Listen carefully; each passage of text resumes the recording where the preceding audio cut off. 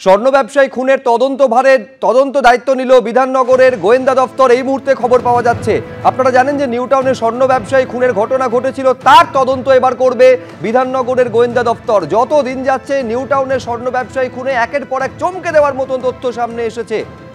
এর মধ্যে জানা যাচ্ছে যে খুনের দিন ঘটনাস্থলে 6 জন ছিল, ইতিমধ্যেই তা জেরায় স্বীকার করেছে ধৃত 2 জন।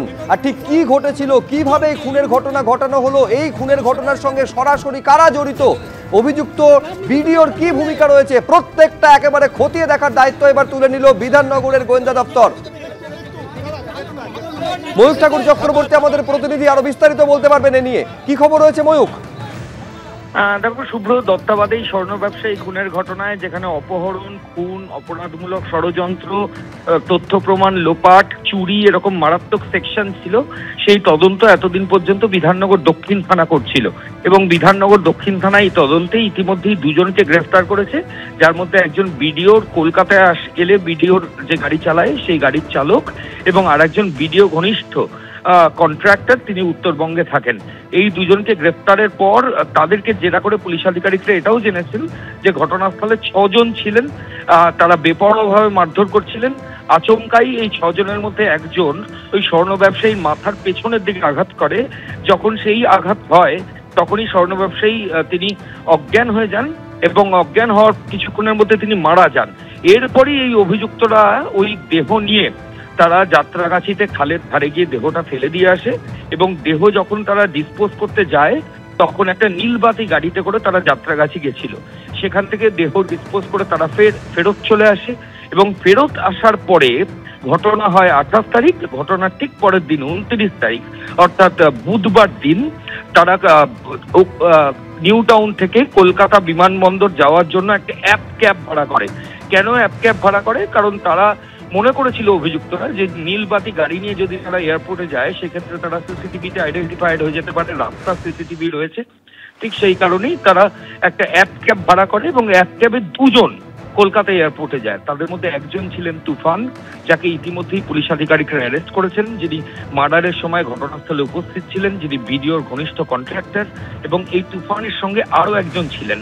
আর একজন যে ছিলেন তার নাম এখনো পর্যন্ত তদন্তের স্বার্থে পুলিশ আধিকারিকরা সামনে আনছেন না, কিন্তু তদন্তকারীদের বক্তব্য আরেকজন যে ছিলেন তার সংক্রান্ত তথ্য প্রমাণও ইতিমধ্যেই পুলিশ আধিকারিকদের হাতে এসেছে।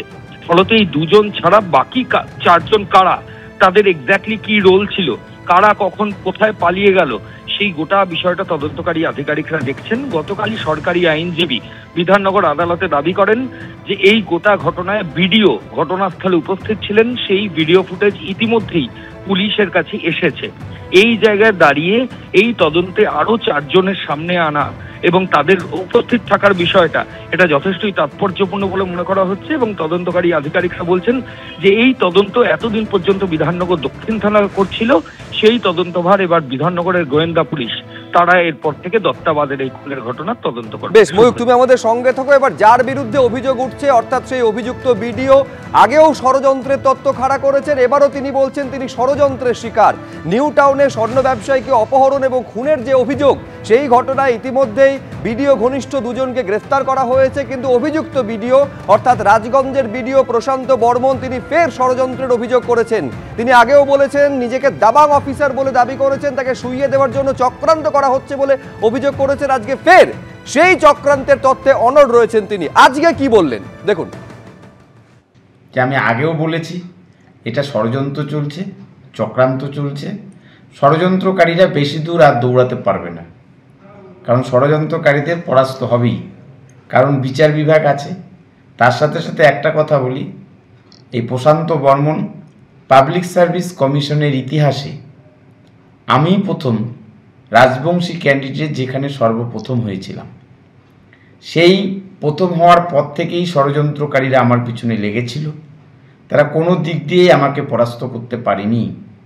তাই আমি আপনাদের কাছে বলছি যে কখনোই পারবে না কালিমা লিপ্ত করার, কারণ আমি সৎ, আমি এটা নিজেকে গভীরভাবে গর্বের সহিত বলতে পারি। কিন্তু সত্যিটা কি, এই সত্য উদ্ঘাটনের দায়িত্ব এবার গিয়ে পড়লো বিধাননগর পুলিশের গোয়েন্দা বিভাগের হাতে। এতক্ষণ পর্যন্ত, এতদিন পর্যন্ত বিধাননগর দক্ষিণ থানা যে তদন্ত চালাচ্ছিল, এইবার সেই তদন্ত চালাবে বিধাননগর পুলিশের গোয়েন্দা বিভাগ। আরেকবার কথা বলবো ময়ূখ ঠাকুর চক্রবর্তীর সঙ্গে। ময়ূখ, সত্যিটা কি? যে অভিযোগ উঠে আসছে যে ভিডিও একেবারে সরাসরি এই খুনের ঘটনার সঙ্গে জড়িত, সেইটা সত্যি, নাকি ভিডিও যেটা বলছেন তিনি আসলে ষড়যন্ত্রের শিকার, সেইটা সত্যি? তার জন্য নিশ্চয়ই বিধাননগর পুলিশের গোয়েন্দা বিভাগ এবারে অভিযুক্ত ভিডিওর সঙ্গে সরাসরি কথা বলবে। দেখো, একদমই তদন্তের স্বার্থে ইতিমধ্যেই বিধাননগর পুলিশের অফিসিয়ালসরা ভিডিওর সঙ্গে কথা বলেছেন। ভিডিও আত্মবিশ্বাসের সঙ্গে প্রথম দিন থেকে জানাচ্ছেন তিনি গোটা ঘটনার সঙ্গে জড়িত নয়। আবার বিধাননগর পুলিশের তরফ থেকে গতকালই জানিয়ে দেওয়া হয়েছে যে গাড়ির চালক ইতিমধ্যেই এই খুনের ঘটনায় অ্যারেস্ট হয়েছে, শুভ্রজিৎ, সে ওই ভিডিও কলকাতায় এলে যে গাড়ি চড়ে সেই গাড়ির চালক, এবং সঙ্গে তুফান বলে যে গ্রেফতার হয়েছে সেও ভিডিওর ঘনিষ্ঠ। তাহলে এই গোটা বিষয়টা নিয়ে কিন্তু যথেষ্ট রহস্য দানা বেঁধেছে, যেখানে ভিডিও নিজে বলছেন তিনি গোটা ঘটনার সঙ্গে জড়িত নন, তাকে চক্রান্ত করে ফাঁসানো হচ্ছে। আবার তার পরের দিনই পুলিশ যাদের গ্রেফতার করছে তারা ভিডিওর ঘনিষ্ঠ, ভিডিওর গাড়ির চালক এবং ভিডিওর ঘনিষ্ঠ ঠিকাদার। ফলত তদন্তকারী আধিকারিকরা যেটা বলছেন যে তদন্তের চূড়ান্ত জায়গায় তারা আর কিছুদিনের মধ্যেই চলে আসবেন। ইতিমধ্যেই তথ্য প্রমাণ তারা সংগ্রহ করছেন। আর একটাও এক বড় কনফ্লিক্ট, সেটা হচ্ছে ভিডিও বলছেন যে তিনি গোটা ঘটনার সঙ্গে যুক্ত নন, তাকে চক্রান্ত করে ফাঁসানো হচ্ছে। আবার তদন্তে এখনো পর্যন্ত যে সমস্ত তথ্য প্রমাণ পুলিশের হাতে এসেছে সেই তথ্য প্রমাণ দেখে সরকার পক্ষের আইনজীবী গতকাল বিধাননগর আদালতে বলেছেন ভিডিও ঘটনাস্থলে উপস্থিত ছিলেন, সেই ভিডিও ফুটেজ ইতিমধ্যেই পুলিশ আধিকারিকদের হাতে এসেছে। ফলত ভিডিওর যে বক্তব্য, তিনি নিজেকে সেফগার্ড করার জন্য যেটা বলছেন সেটা কিন্তু করোবোরেট করছে না, মিলছে না তথ্য প্রমাণের সঙ্গে। এই জায়গাতেই কিন্তু ভিডিওর বিরুদ্ধে যে অভিযোগ সেটা ক্রমশ জোরালো হচ্ছে। যদিও ভিডিও বলছেন যে তিনি চক্রান্তের শিকার হয়েছেন, আবার এই মার্ডার কেসে তারই ঘনিষ্ঠ লোকেরা গ্রেফতার হচ্ছে একের পর এক। ফলত গোটা বিষয়টা নিয়ে একের পর এক প্রশ্নচিহ্ন রয়েছে। ভিডিওর ভূমিকা এক্স্যাক্টলি কি ছিল এবং সেটা দেখার জন্য তদন্তকারী আধিকারিকরা বিভিন্ন যে তথ্য প্রমাণ, ইতিমধ্যেই সিসিটিভি ফুটেজ, বিভিন্ন প্রত্যক্ষদর্শী স্টেটমেন্ট, সেগুলোতে ইতিমধ্যেই পেয়েছেন, সেগুলো এক্সামিন করার প্রক্রিয়া পুলিশ আধিকারিকরা করছেন। এবং পুলিশের তরফ থেকে বলা হচ্ছে যে 6 জন এখনো পর্যন্ত ছিল, সেটা মোটামুটি ফিক্স আপ করা গেছে। বাকি 4 জন কারা সেটা খুব তাড়াতাড়ি সামনে চলে আসবে। বেশ ময়ূক, আপাতত তোমায় ধন্যবাদ। এখন পরতে পরতে এই অপহরণ এবং খুনের ঘটনায় যে ধোঁয়াশার চাদর তৈরি হয়েছে, এই চাদর সরানোর দায়িত্ব এবার বিধাননগর পুলিশের গোয়েন্দা বিভাগের। ইতিমধ্যে 2 জনকে গ্রেফতার করা হয়েছে, যাদের অন্যতম হলো তুফান থাপা। এবার এই গোটা ঘটনা নিয়ে, আচ্ছা, তুফান থাপা কিন্তু আবার এই অভিযুক্ত ভিডিওর অত্যন্ত ঘনিষ্ঠ। তুফান থাপার পরিবার কি বলছেন একবার শুনুন।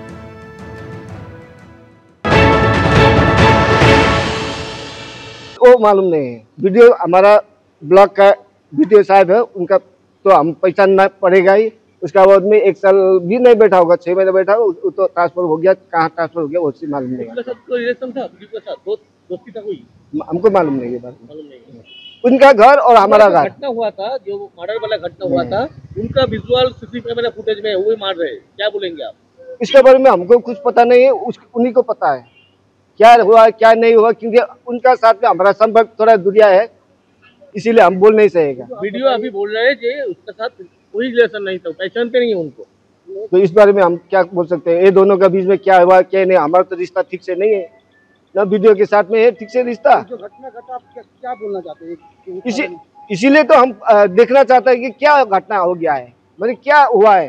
सीसी फुटेज से तो ये बोल रहा है कि मतलब सीसी कैमरा फुटेज है ना, उसका पूरा विजुअल है, मार रहे हो, क्या बोलेंगे? वो हम देखा नहीं है ठीक से।